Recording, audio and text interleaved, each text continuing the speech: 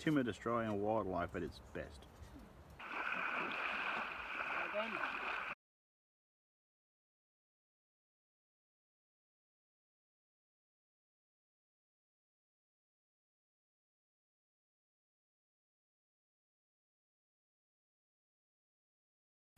Hi guys, it's Mike here from KS Bushcraft Down Under. Today I'm going to knock you out a video on what I think is the best value for money entry level camping, bushcrafting set of knives you can get. Now currently in Western Australia we're free to travel in the state, so camping's a real boom. So a lot of people are heading out that have never been out, and a lot of people are feeling the pinch, so they don't have the money to burn. So I'll put together what I think is a great set which you can pick up for about $40 US, roughly about that. So I've chose two knives because when two is one, one is none. Now the reality is that most of us aren't batoning trees to death and stuff like that. Most of my bushcrafting work over the years has been done with a Victorinox Soldier. So the Soldier's discontinued now, but they're still out there, but they're a premium price. But you can get a Pioneer, and I've chose the more robust, because this is about $20 US, and although it's not actually a bushcrafting knife, it's a worker's knife. This is a lot of knife for the money. So it's got its shortfalls, but the Garberg here is about $100 US or 100 euros. So 5 of them, one of those. Is this 5 times better? Possibly. So anyway, we'll get you started with a few specs on the robust. So total length 206mm or 8.1 inches, the blade of 91mm, and a blade thickness of 3.2mm or 0.12 of an inch. So it's a little brute, it really is.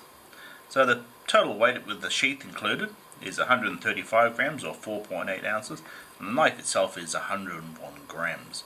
So it's not out of the range where if you get a knife that's a small tomahawk and really heavy, you probably won't keep it with you. You can guarantee that the time when you really need it, it'll be sitting back at camp.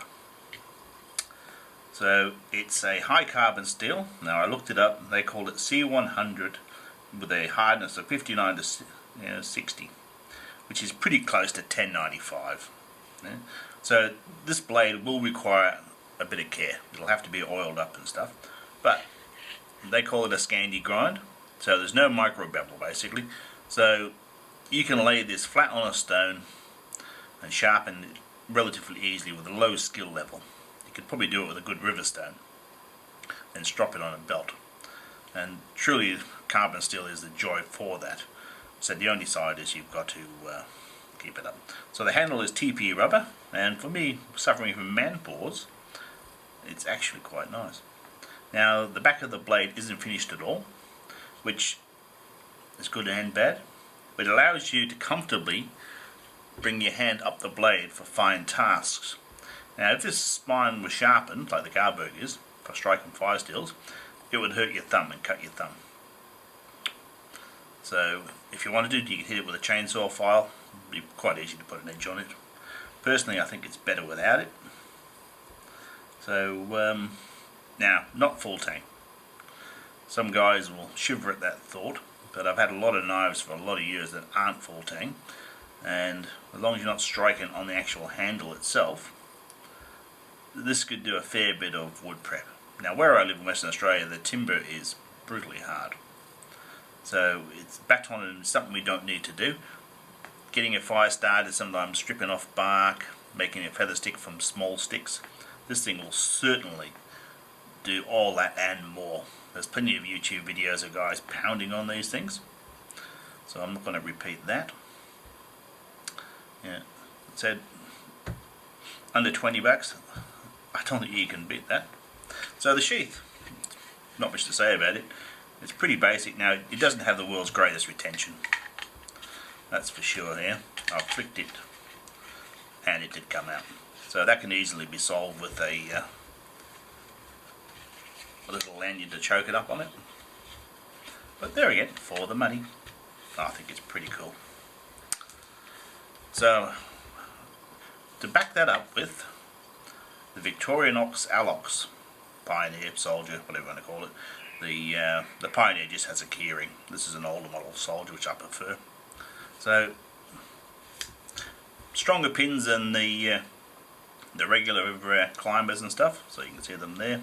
Strong construction all round. 93 millimeters, 12 mil thick.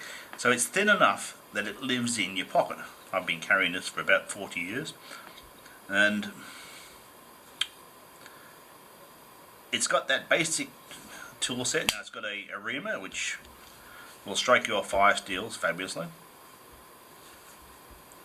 and cap lifter. Now these older ones had a bevel here, which really does a good job on fire steels, by the way. So a screwdriver, cap lifter, and a can opener, and a micro screwdriver. And these older tools are slightly stronger. So you can pick up a Pioneer for about 20 bucks again. Yeah. So between the two of these, I think you're really well equipped, and you haven't broken the budget, guys. It really does. Yeah. So this will probably be my last video for a while. As of tomorrow, I go in for a right shoulder reconstruction, so I won't be doing very much, and I'll be a bit of a miserable git for a few weeks. Anyway, guys, I hope you like this one. If you like it, let me know. If you don't like it, let me know. I might take a while to reply, but yeah. If you like to subscribe, that's great for me. Anyway, guys, catch you next time.